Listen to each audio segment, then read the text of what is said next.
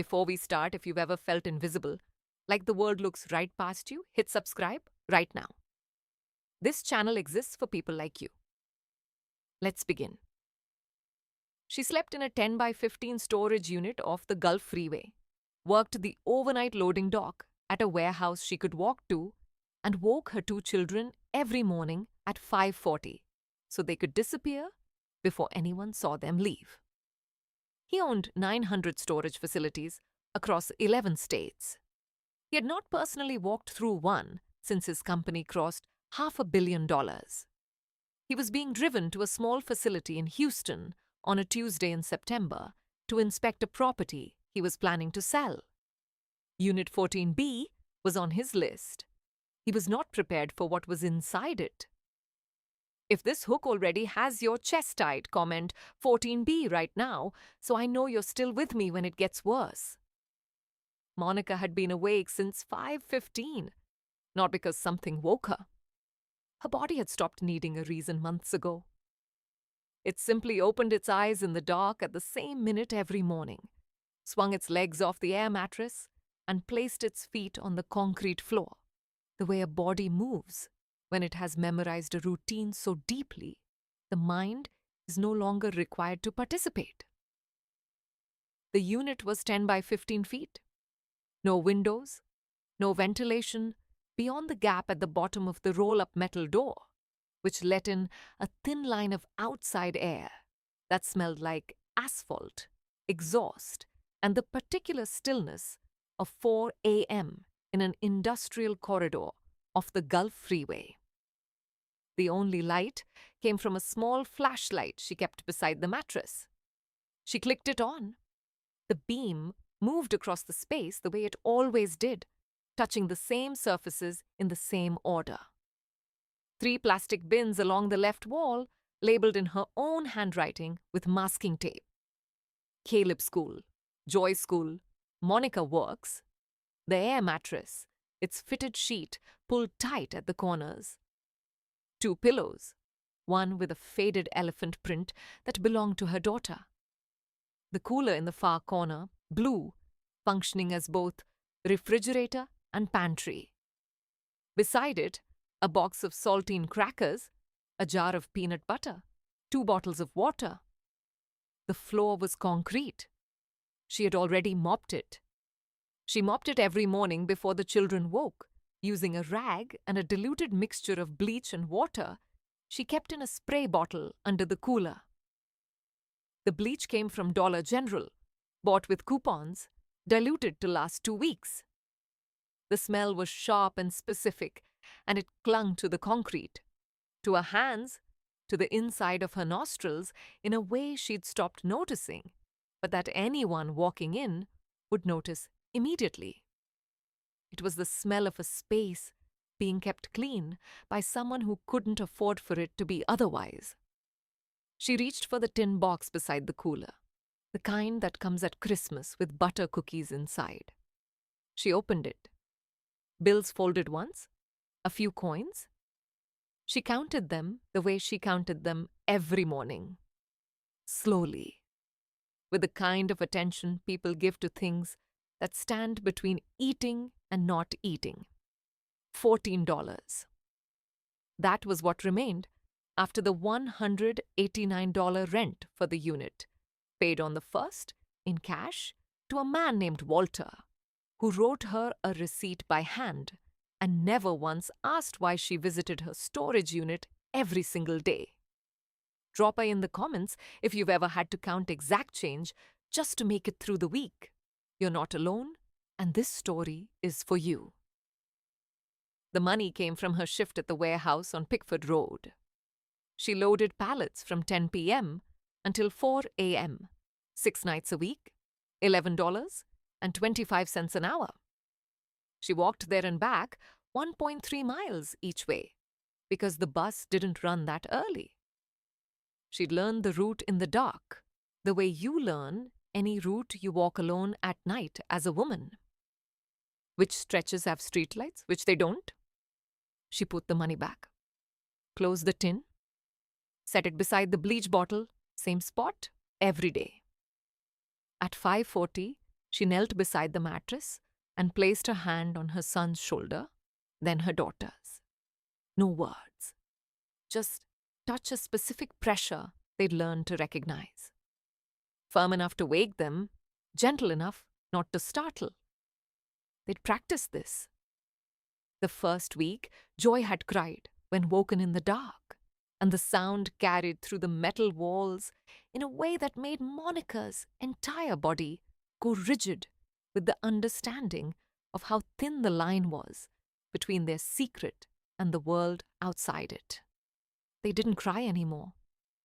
They rose in the dark, dressed in the dark, moved through the small space with the efficiency of people who understood that every minute before 6:15 mattered, because at 6:15 Walter started his shift, and Walter could not see them leaving. That was the system. Wake at 5:15, clean, count, wake the children at 5:40, out by 6, be invisible, do it again tomorrow. Caleb was 9 years old, and he understood more than a 9-year-old should ever need to understand. He knew the rules the way he knew his own name, automatically, without needing to think, because thinking too long about why they existed was a door he'd learned to keep shut. Rule 1. Never tell anyone at school where he lived. When someone asked, and someone always asked, because children ask, he gave the name of the street nearest the facility. He could describe a house there, because he'd walked past it every morning. A red door, a chain-link fence, a bicycle in the yard. These details were his script delivered without hesitation. Rule 2. Walk his sister to school, hold her hand at every crossing, no exceptions. There were 2 crossings between the facility and their school. He'd drawn them on a piece of paper, folded into quarters, kept in the front pocket of his backpack, so soft from handling that the creases had become grooves. A line from a point marked US to a point marked school. 0.4 miles. 7 minutes. 2 intersections. Left at the laundromat. This was a map drawn by a 9-year-old. It was not a school project. It was a survival system. Pause for a second. Think about that. A 9-year-old engineered an entire safety route for his little sister because the adults around them had run out of options. If that hits you, smash the like button. It tells YouTube to show this to someone else who needs it today. Joy was 5. She called the storage unit the box. Not home, not the unit, just the box. The way children name things they don't have words for. By reducing them to the simplest term and moving on.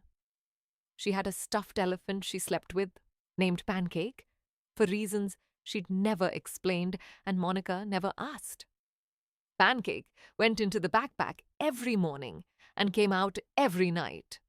And this was the one part of the routine that belonged entirely to Joy. Monica took them outside through the side corridor, the one that ran along the back fence, where the security camera had been broken for months. They sat on the concrete step. She gave them each a granola bar and a bottle of water. If you'd driven past at that moment, you'd have seen a mother who'd brought her kids to school early. You would not have seen the storage unit. That was by design. Children don't experience poverty the way adults do. They experience the geometry of it, how far the walk is, which doors open, which sidewalks have shade. Caleb had learned the geometry of his life, the way other kids learn multiplication tables. Through repetition, necessity, and the quiet understanding that getting it wrong had consequences he wasn't old enough to fully name, but was old enough to feel. He finished his granola bar, put the wrapper in his pocket. There was a trash can at school, and his mother had taught him not to leave evidence. He took Joy's hand. They started walking. Monica watched until they turned at the laundromat and disappeared. She stood there for 30 extra seconds. Not because she could still see them, because it was the last thing she could do for them before the next 14 hours became about making tomorrow possible. The system was holding. That's what she told herself every morning. Not that things were good, just that it was holding. For now, that was enough. If you've ever told yourself, just hold on a little longer, type holding below, I want to see how many of us have whispered that to ourselves at 5 a.m. That same Tuesday, Marcus Bellwether sat in the back of a black Escalade heading south on I-45, toward a part of Houston he hadn't seen in over 3 years. Legs crossed, iPad on his knee, scrolling a quarterly report his COO had sent the night before. Facility review, underperforming assets, action required.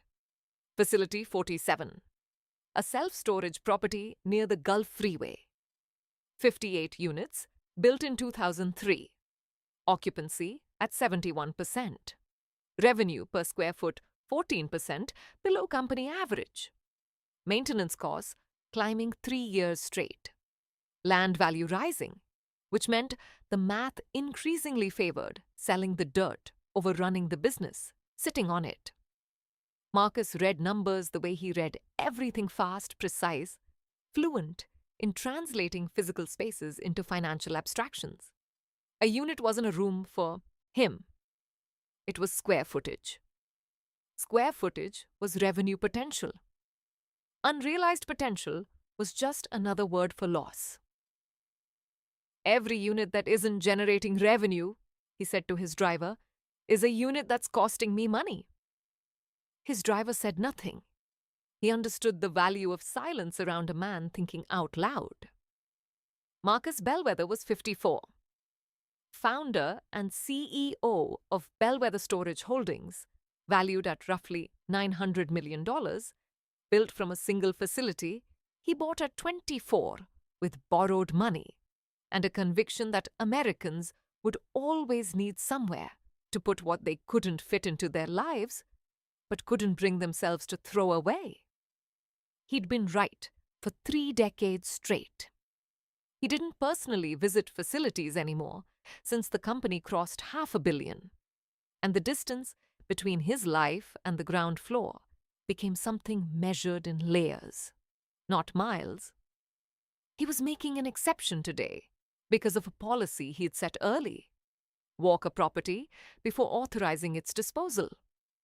Discipline, not sentiment. The city moved past the windows. Glass towers gave way to the medical district, then the industrial stretches of lower buildings, wider lots, no landscaping, a tire shop, a pawn store with barred windows, a woman pushing a stroller on a sidewalk with no shade. Marcus didn't look at any of it. He was running the numbers on Facility 47.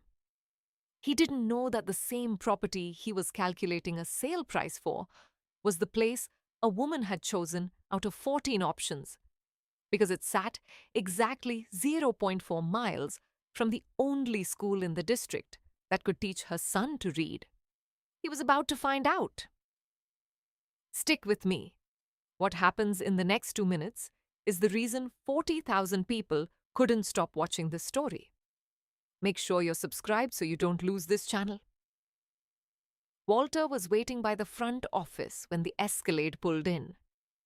He'd seen the car from the window and known immediately who was inside because he'd gotten the email 3 days earlier. Corporate inspection. Tuesday, 9 a.m. Facility 47. He'd cleaned the office, organized the files, replaced the burnt-out hallway light, done everything on the checklist, almost everything. He'd worked at this facility 11 years longer than most tenants had been alive. He knew every gate code, every padlock that stuck in the humidity, every leak when the June storms rolled through. He knew which tenants paid on time and which ones needed reminding and which ones had stopped coming altogether and which ones came every single day. He'd known about Unit 14B for 7 months. He'd made his decision about it in the first week and never revisited it. He wasn't going to revisit it now. Not even with the man who owned 900 of these buildings standing in front of him in a suit worth more than Walter made in a month. They shook hands. Marcus's grip was firm and brief. A man with somewhere to be. They walked the property. Marcus asked the questions he always asked. Occupancy, 71%. Delinquent accounts? 4, all under 60 days. Security? Cameras on the east side needed replacing for 2 years. Requested 3 times. Marcus looked at roof lines, drainage, asphalt, fencing. The shell, not what was inside. They reached row B. Marcus pulled the tenant list up on his phone. His eyes passed over a line. Unit 14B, Monica Reyes. Status, current. Monthly rate, $189. Last payment, September 1st. He didn't stop. He didn't slow down. A name was a data point 1 of 58, weighted the same as every other. There is a specific kind of blindness that comes with looking at the world through spreadsheets. The numbers are accurate. They tell you occupancy and revenue and maintenance cost, and projected sale value. They tell you everything except what's actually happening inside the spaces you own. The numbers said current. They did not say that a woman was raising 2 children behind a roll-up metal door. This is where it turns. Comment, open the door if you're ready for what he finds. Let's start at the end and work through, Marcus said. Yes, sir. Walter's voice didn't change. His hands at his sides didn't move. But something behind his eyes shifted, something Marcus didn't notice, and Walter didn't intend him to. They started walking. The first thing Marcus noticed was the ground. He wasn't looking for anything specific, just checking the concrete for cracks, part of the routine. But the section in front of Unit 14B was different from every other unit in the row. Clean. Not just clear of debris, swept. The kind of clean that doesn't happen on its own in an industrial corridor in Houston, where dust resettles within hours. He stopped. I looked at the ground. Then the door. Locked like every other unit, but the lock was different. Every other unit used the facility-issued brass padlock. Unit 14B had its own silver combination lock. This tenant's using her own lock, Marcus said. Walter nodded. She bought it, said the facility one was too easy to pick, worried about security. She? A pause. Brief. Barely there. The tenant. Marcus looked at the ground again. Narrow, parallel wheel marks, not the scuffs of furniture dragged in once a season. These ran the same track, over and over, from the main gate to this exact door. Someone moving things in and out, regularly, the way you move things when you're using a space every day. How often does this tenant access the unit? Walter looked at the ground, then back up. She's here most days, sir. Most days? For a storage unit? Silence. The kind that holds information, the kind a person creates, when the truth is something they've decided not to volunteer, but won't lie about if asked directly. I want to see inside, Marcus said. Policy requires we notify the tenant first. I can call her? Call her? It rang. Voicemail. Again. Voicemail. No answer, sir. I own this facility. The lease allows inspection with 24-hour notice, or in the presence of management in cases of suspected violation. Your management. Open it. Walter stood still for a moment, then reached for the lock. He knew the combination. Monica had given it to him in week 2 in case of emergency. He'd written it down and never used it. Before turning the dial, Marcus crouched and touched a faint white residue at the base of the door, along the rubber seal.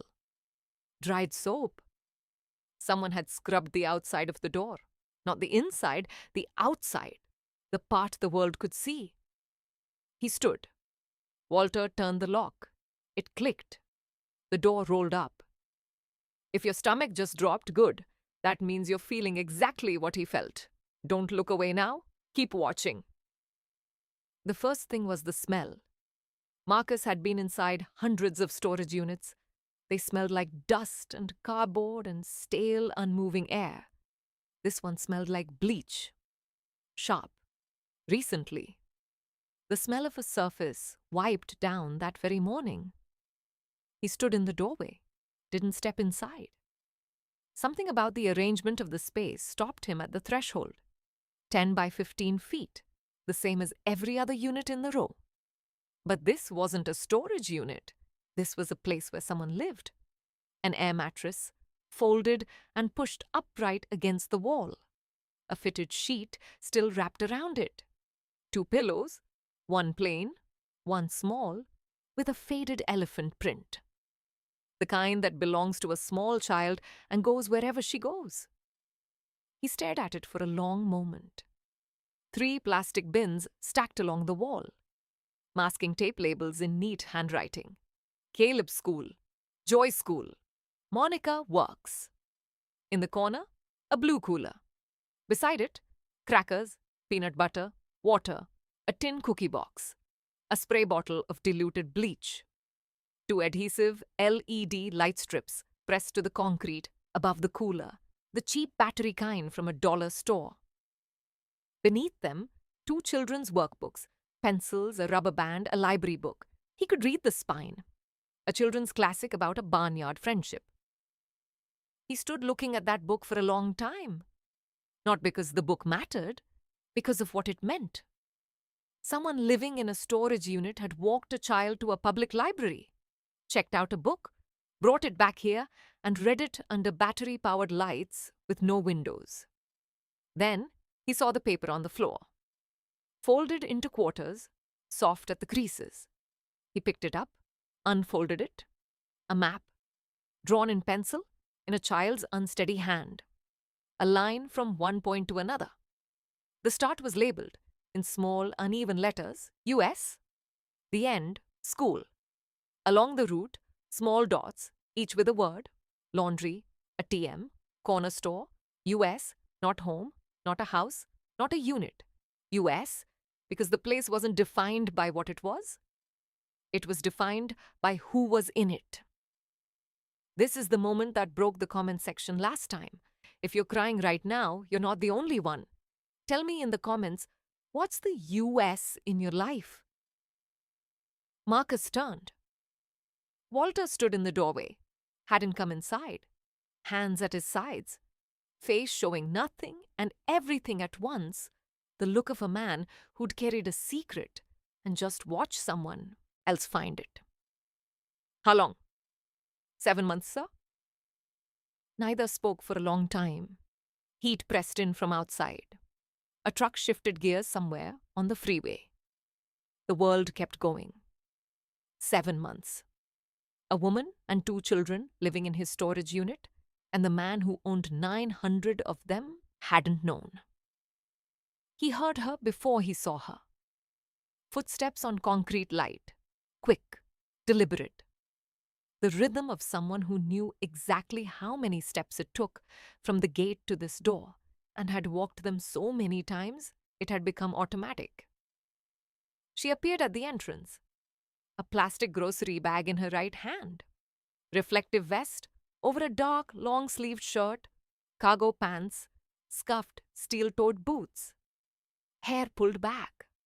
Small, thin in the way of someone who's been thin a long time, not by choice, but by the arithmetic of calories that never quite add up. She saw Marcus first, then Walter, then the open door behind them. She didn't move. There's a specific look on the face of someone who's been surviving alone a long time and has just been found.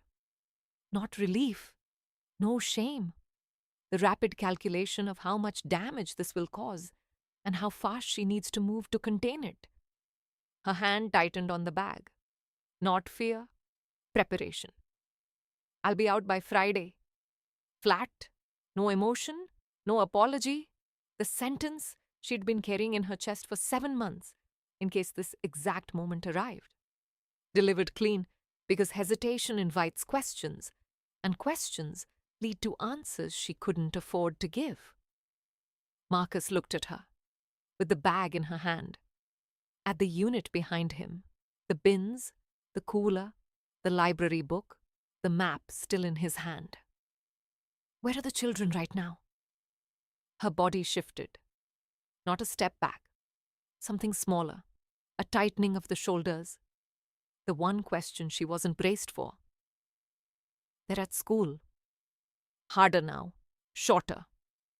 She was closing a door with her voice telling him, without saying it, that the children weren't part of this conversation. He could have the unit, the lease, the violation, whatever consequence was coming, not them. Comment, I see you, Monica, right now. Mothers like her need to know the world is still watching, still rooting for them. Marcus understood, not because he was perceptive at that moment, because it was impossible to misunderstand. She was a woman in a reflective vest, holding a grocery bag, and she was more fortified than any building he'd ever owned. He did something she didn't expect. He stepped backward, out of the unit, onto the open walkway, 3 steps away, under the narrow overhang where the roof extended past the wall. No longer inside her space. She noticed a small shift behind her eyes, recalibrated, because the thing she'd expected didn't happen. How old are they? A measured pause. 9 and 5. They go to school nearby, 4 blocks from here. Is that why you chose this unit? She studied him for a long moment, the way you study a person when deciding how much truth they can be trusted with. It's the closest storage facility to their school that I could afford. Marcus stood still. The sentence went on, and he heard the words, but the full weight of them, the arithmetic behind them, the calculus of a mother choosing a metal box based on its distance to a school, hadn't fully landed yet. It would, just not yet. Walter spoke for the first time since the door opened, quietly, looking at a point on the concrete between them. She's never been late on rent, not once in 7 months. Marcus looked at him. In Walter's eyes was a question with no words, but perfectly clear. Now what are you going to do? Not an accusation, just the question of a man who'd made his own decision 7 months ago, watching to see what kind of man the owner would turn out to be. Marcus turned back to Monica. I'm not going to do anything today. I need you to not be afraid of that. I'm going to leave and I'm going to come back. And when I come back, I'd like to understand. She said nothing. She watched him get into the Escalade. I watched it pull out, turn, disappear. Then she went inside, closed the door. I sat on the mattress and didn't move for a very long time. If you want to know what he does next and what she decides, stay with me. This is where most viewers say the story changed how they look at every storage facility they drive past. Like this video now if it's working on you. Marcus came back the next morning. Alone this time, no driver, no Escalade, just a plain sedan he parked himself. Walter let him in without a word. Monica was sitting on the concrete step where she fed her children breakfast every morning. She'd agreed to this meeting, though agreed was generous. Walter had called and said the owner wanted to talk. She'd said nothing for a long moment, then, outside, not in the unit. That was her condition. Open ground, a clear path to the gate, a boundary, drawn the only way she had left to draw one. Marcus sat a few feet away. Neither distance was accidental. She told him not everything, not all at once, in the flat, practiced voice of someone who's explained her situation to intake workers and case managers and shelter staff and learned that facts land better than feelings, Because feelings invite pity, and pity changes how people listen. She'd had an apartment in a neighborhood across town. 2 bedrooms, $1,150 a month. She'd worked at a medical supply warehouse. She'd been married to a man named Derek. He hit her for 3 years. She left after the night that put her in the emergency room with a fractured wrist and a bruise along her jaw that took 3 weeks to fade. She got a restraining order. He didn't honor it. He found her first apartment, then her second, then her third. Each move cost her something. A deposit she never got back. A job she lost from missing shifts during the transition. A landlord who decided 2 police visits in a month made the tenant more trouble than the rent was worth. Her story wasn't unusual. Eviction courts across the city process tens of thousands of filings a year. Most involve families with children. Most involve women. The arithmetic of poverty rarely needs one dramatic failure, just a sequence of ordinary ones, each too small to be a catastrophe alone, each large enough to remove one more option until the list is empty. This part is real for thousands of women watching right now. If that's you, you're seen, and you're not the only one in this comment section tonight. She tried shelters. The first had a 90-day limit. She made it 62 before being told her time was almost up. She hadn't found anywhere else, because anywhere else required a deposit and a background check that would show 3 evictions and a domestic violence history. And landlords don't distinguish between the person who caused the violence and the person who fled it. The paperwork looks the same either way. The second shelter had no time limit. It had a different policy. Children over 8 slept in a separate dormitory from their mothers. Caleb was 9. She'd looked at the second floor, in the hallway, at the simple latch lock on the dormitory door. She asked who supervised the children's wing overnight. A volunteer, checking in every 2 hours. She left the second night, took her kids, and walked out. I wasn't going to let them put my son in a different room from me, at night, in a building full of strangers. Marcus didn't respond. He sat with the sentence too heavy to hold, too important to set down. There's a kind of decision that looks reckless from outside and looks like the only sane option from inside. Choosing a storage unit over a shelter that separates your children is that kind of decision. From a distance, failure. From inside, the last act of a mother who's run out of every option that doesn't require giving up the one thing she will not give up, knowing exactly where her children are at night and being able to reach them if something goes wrong. That's how she found Facility 47. Subscribe now if this story is different. There's a part 2 coming and you don't want to miss how it ends. He came back a third morning. Same step, same distance. Why this facility? There are cheaper ones further out. She'd been waiting for that question. She told him she'd looked at 14 storage facilities across the city within her budget, $150 to $200 a month, and eliminated them one by one. 6 were too far from any school in the district. The first bus didn't run until 7:15, and her shift ended at 4 a.m., leaving barely an hour to walk back, wake the kids, feed and dress them, and get out before the office opened. If the school was a bus ride away, the math didn't work. 3 sat in areas she judged unsafe for a woman walking alone after 10 p.m. when her shift began. 2 had no public restroom within walking distance, and the unit had none, so the kids needed somewhere a 9-year-old could reach in under 5 minutes, day or night. That left 3.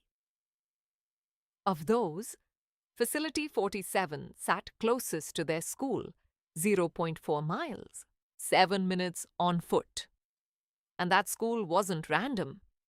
It was the only one in her affordable radius with a free after-school program for kids with reading difficulties. Caleb had been flagged in second grade and never properly supported 3 moves, 3 new schools, 3 fresh intake processes, and never enough time to catch up. By the time he reached this school, he was in 5th grade, reading 2 years behind. The program ran 3 afternoons a week, staffed by a reading specialist with the kind of patience that believes every child can learn, who would sit with him as long as it took.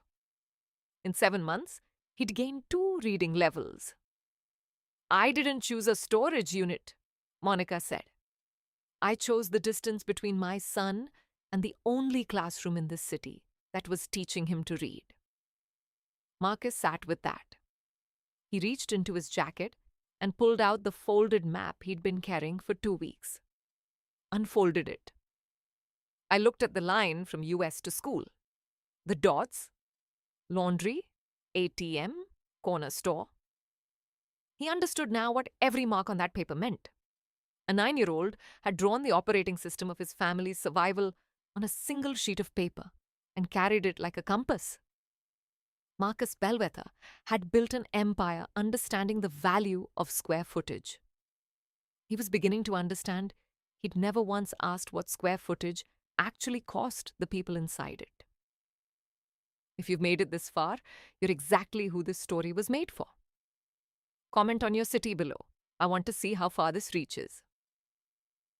Walter took him next door to Unit 14A. One wall of corrugated metal between Monica's life and the woman who'd known about it from the start. Evelyn Marsh was 68. Small, upright, white hair cut close, hands that moved slowly and deliberately. She sat on a folding chair outside her open unit. Inside, a narrow cot, a small table, a hot plate on an unauthorized extension cord running out under the door to an exterior outlet. Walter had known about that cord for 2 years. Said nothing about it either. She told Marcus how she'd found out. First month. A child crying through the wall, quiet, the kind of crying a kid does when trying hard not to. She'd pressed her ear to the metal. A woman's voice, low and steady, the unmistakable tone of a mother calming a child in the dark. She knocked twice. Silence. Then 2 knocks came back. That was how it started. She'd let Monica use her hot plate. Watched Joy on nights when Monica worked late and Caleb wasn't back yet from the program. Keep the secret without being asked because some things don't need a conversation, only the recognition of what's at stake. She'd owned a house for 40 years. Her husband died in 2014. Cancer diagnosis in 2016. The treatment worked, the bills didn't. In this country, she said, the distance between owning a home and living in a storage unit is one diagnosis.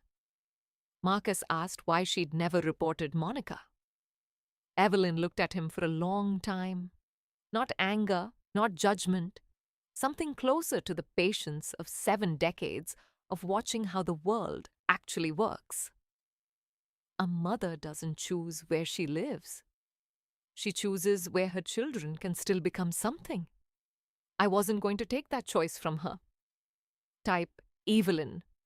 If she's the real hero of this story for you too, then keep watching. Marcus is about to make a decision that changes everything.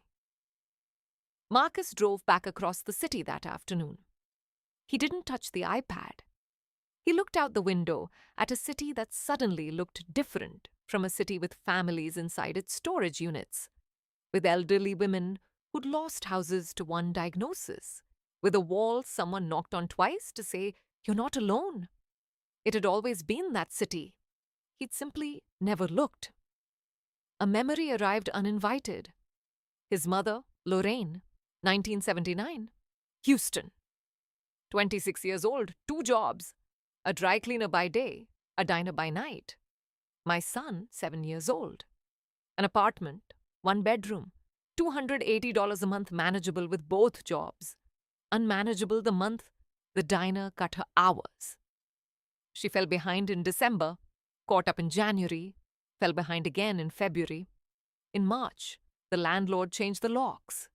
She'd packed what fit into an old brown sedan with a dent in the door and a radio that only got one station, drove for an hour with nowhere to go, and finally stopped in a church parking lot. She hadn't cried. He remembered that the effort it took her not to. The grip on the steering wheel, holding something in place. They lived in that car for 3 months.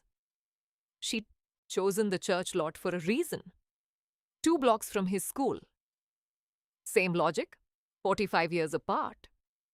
2 different women, 2 different decades. The same decision. You don't choose where you live. You choose the distance to where your child needs to be. She woke him every morning in the back seat. I walked him to a gas station bathroom to wash his face, plugged a travel iron into an outdoor outlet, and pressed his school shirt on the hood of the car. He went to school clean, shirt ironed, shoes tied. No one ever knew. She kept a tin box in the glove compartment, cash, birth certificates, a photo, a folded list of emergency numbers, dented at one corner. He'd watched her open it every morning, count what was inside, close it with that same specific pressure. Sitting in the back of the Escalade, he thought about a cookie tin on the floor of Unit 14B. About Monica counting $14, the way his mother had counted whatever was left in that glove compartment. About a 9-year-old's map from a storage unit to a school, and himself at 7, walking 2 blocks from a church parking lot to a classroom. The distance was the same. Only the unit of measurement had changed. The math was identical. He had built an empire out of empty rooms and never once asked who was filling them. He had become exactly the kind of man his mother would have had to fear, the one who shows up with a clipboard and a plan to sell the building. This twist is why this story has been watched over and over by people who thought they'd seen every version of this trope. If you didn't expect this, like the video and tell me below. He made 4 calls before the car reached downtown. To his VP of operations, pull facility 47 off the disposition list. It's not being sold. It's not being converted. When asked why, because I said so. To his attorney, full details on the city's rapid rehousing program, eligibility, process, timeline. By 3 p.m., not 5. To a contact at the county legal aid office who specialized in domestic violence cases. An urgent ask about a survivor whose protective order wasn't being enforced. To the elementary school's principal, he asked about the reading program and learned it had been denied funding to expand past 3 days a week. I'll fund it. Full 5 days. You'll have details by the end of the week. That afternoon he went back. Same step, same distance. He laid it all out not as charity, he told her, but as a bridge. 6 months of subsidized housing through a program she legally qualified for. Legal support for her protective order, and his word that her children would stay at their school. She listened, face unreadable, processing it with the caution of someone who'd been offered things before and learned that offers come with conditions, and conditions come with costs you don't always see until later. What do you get from this? He thought about his mother and a travel iron on the hood of a car, about a tin box, about a boy carrying a secret he didn't fully understand, but kept anyway because his mother told him to. I get to not be the man my mother would be ashamed of. She looked at him for a long time. Not trust, not yet, with the recognition that the sentence had cost him something to say. She could see the cost. I'll think about it. Comment, bridge not charity. If you caught the difference, it matters. That's the whole lesson of this story in 4 words. She didn't agree that day or the next. 2 weeks passed. In that time, she made her own calls to the housing authority, asking the questions herself. Was the program real? Had anyone already started an application on her behalf? No one had. It was open. She could apply herself. She didn't trust Marcus. She trusted the process. That was the correct amount of trust for a woman who'd learned the difference between trusting people and trusting systems. She called Walter, told him she was ready. The morning she moved out was a Thursday. She packed 7 months of life into the same 3 labeled bins, 20 minutes to take apart everything. The mattress deflated and folded. The cooler emptied and wiped down. The LED strips peeled off the wall, leaving small adhesive marks that would stay for years. The library book had already gone back. Due date honored, even living in a storage unit, she'd returned it on time. She opened the tin box. $14. The exact amount that had been there the very first morning we saw her counting it by flashlight. 7 months of earning and spending with the precision of an accountant, and she had never once touched that reserve. $14 was the distance between surviving and not surviving, and she had held that line for 7 months, the way you hold up a wall you cannot afford to let fall. She left one thing behind: the spray bottle of bleach set in the corner where it had always lived. No one would understand why. She understood. It wasn't a cleaning product. It was the smell of every morning she'd kept that space livable. The smell of the effort it took to hold on to dignity in a place never built to allow it. She mopped the floor one last time before she closed the door. For good. If you've ever cleaned a place you were leaving for good, even when no one would ever know, comment, "I understand." This detail is the realest part of the whole story. Marcus came that afternoon. Walter rolled the door up for him. Empty. Concrete floor, metal walls, the faint smell of bleach. A sheen of water is still drying on the floor. On the ledge by the door track sat a piece of paper folded into quarters. He picked it up, unfolded it, a new map. Same handwriting, steadier now. The starting point wasn't labeled US anymore. It was labeled home. The route was different, longer. New streets, new landmarks, but the dots were still there. A bus stop, a park, a library. Caleb had drawn a new route from the apartment to school and left the old one behind. Marcus folded both maps and put them in his pocket. He stood in the empty unit a long time before he left. We're almost at the ending that made people cry in the comments last time. Stay till the end. I promise it's worth it. The new apartment sat on the second floor of a building across town. 2 bedrooms, a kitchen with a working stove, a bathroom door that locked, furnished simply through the program, a couch, a table, beds. Nothing matched. A stain on the carpet by the front door that had been there before they arrived. It wasn't a beautiful apartment. It had windows. Marcus came on the 3rd day with a paper bag of school supplies, notebooks, pencils, and 2 books picked from a list the school librarian gave him. Nothing expensive. He'd learned by now that expensive wasn't the language this family spoke. It was useful. Monica answered the door in a plain blue shirt, sleeves rolled, untucked the first time he'd seen her in anything that wasn't a uniform. He noticed. He didn't say anything. Some things you just hold. Joy stood at the living room window, where she'd apparently been standing most of the morning, looking out at the parking lot, the trees, the sky. She turned, looked at Marcus with the open curiosity of a 5-year-old who hadn't yet learned caution around new people, then turned back to the window. "Mommy?" The room has a window. She said it the way children announce a discovery full of weight, full wonder. For a child who'd slept 7 months in a windowless box, it was exactly that.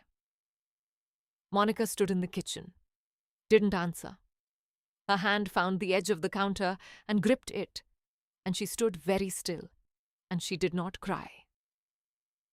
The not crying was visible the same way it had been visible in his own mother's hands on a steering wheel 45 years ago. The grip that holds something in place. Caleb stood in the hallway, backpack still on, though he'd been home an hour, like keeping it on meant he could leave fast if he needed to. He watched Marcus for a long moment. Are you going to take this away too? The question landed like a story, not a sentence. Every place he'd lived the past 2 years had eventually been taken away. He was 9, and he'd already learned that things given could be things removed, and the distance between having and not having was always shorter than adults pretended. Marcus crouched until they were eye level, didn't reach for him, just got low enough to be seen clearly. No one is going to take this away. People say that. I know, I'm going to show you instead of saying it. Caleb measured the sentence the way his mother measured everything against experience. Then he reached into his backpack and pulled out the small flashlight that had been the only light in Unit 14B for 7 months. He walked to the empty bookshelf in the living room and set it on the middle shelf. Didn't say anything, just set it there. Monica saw it. Marcus saw it. No one spoke. Joy came over from the window. I looked at the flashlight. Can I keep it? You can have it, Caleb said. I don't need it anymore. If that flashlight moment got you, you're not alone. Comment flashlight, and let's see this thread fill up with people who felt that one in their chest. 6 months later, Monica worked a day shift at a medical supply warehouse, 7 to 3:30 home, before the kids got back from school. Something that had simply never been possible before, because before there had been no home to come back to. 2 evenings a week, she sat in a certified nursing assistant program at the community college. Not finished yet. Moving. Caleb was in 6th grade, reading at grade level for the first time in his life.